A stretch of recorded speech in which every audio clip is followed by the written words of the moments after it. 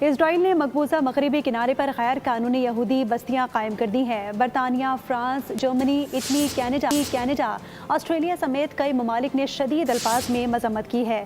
مشترکہ بیان میں کہا کہ اسرائیلی بستیاں بین الاقوامی قانون کی خلاف ورزی ہیں۔ ہزاروں نئے گھروں کی تعمیر خطے میں کشیدگی مزید بڑھا سکتی ہے۔ اسرائیلی حکومت سے مطالبہ کیا کہ وہ بستیوں کی توسیع روکے، آباد کاروں کے تشدد کا احتساب کرے اور فلسطینیوں کی جبری بے دخلی سے متعلق اقدامات سے باز رہے۔